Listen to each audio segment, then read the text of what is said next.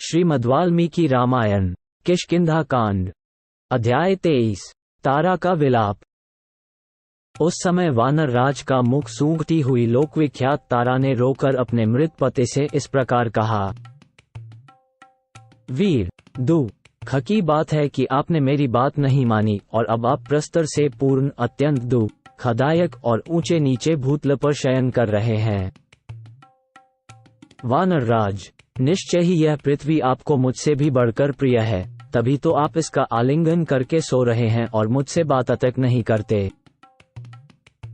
वीर साहसपूर्ण कार्यों से प्रेम रखने वाले वानर राज, ये श्रीराम रूपी विधाता सुग्रीव के वश में हो गया है, आपके नहीं। ये बड़े आश्चर्य की बात है। अतः अब इस राज्य पर सुग्रीव ही पराक्रमी राजा के रूप में आसीन होंगे। प्राणनाथ, प्रधान भालू और वानर जो आप महावीर की सेवा में रहा करते थे, इस समय बड़े दुख से विलाप कर रहे हैं। बेटा अंगद भी शोक में पड़ा है।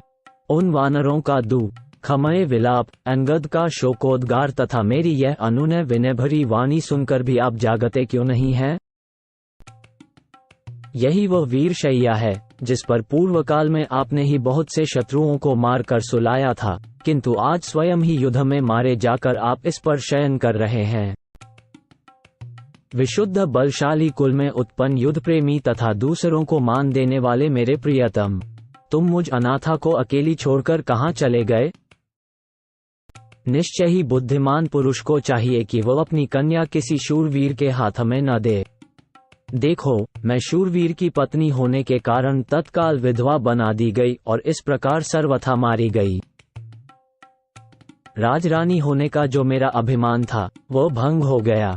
नित्य निरंतर सुख पाने की मेरी आशा नष्ट हो गई तथा मैं अगाध एवं विशाल शोक समुद्र में डूब गई हूँ।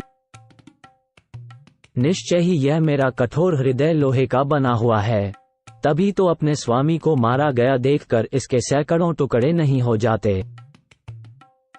हाय, जो मेरे सुहृद स्वामी और स्वभाव से ही प्रिय थे तथा संग्राम में महान पराक्रम प्रकट करने वाले शूरवीर थे, वे संसार से चल बसे।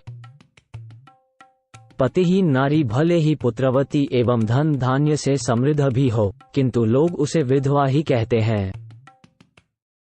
वीर, अपने ही शरीर से प्रकट हुई रक्तराशि में आप उसी तरह शयन करते हैं जैसे पहले इंद्रगोप नामक कीड़े के से रंग वाले बिछौने से युक्त अपने पलंग पर सोया करते थे।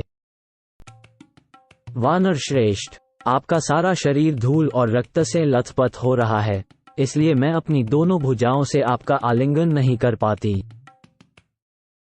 इस अत्यंत भयंकर वैर में आज सुग्रीव कृतकृत्य हो गए। श्रीराम के छोड़े हुए एक ही बाण ने उनका सारा भय हर लिया। आपकी छाती में जो बाण धंसा हुआ है वो मुझे आपके शरीर का आलिंगन करने से रोक रहा है। इस कारण आपकी मृत्यु हो जाने पर भी मैं चुपचाप देख रही हूँ, आपको हृदय से लगा नहीं पाती। उस समय नीलने वाली के शरीर में धंसे हुए उस बाण को निकाला, मानो पर्वत की कंदरा में छिपे हुए प्रज्वलित मुख वाले विषधर सर्प को वहां से निकाला गया हो।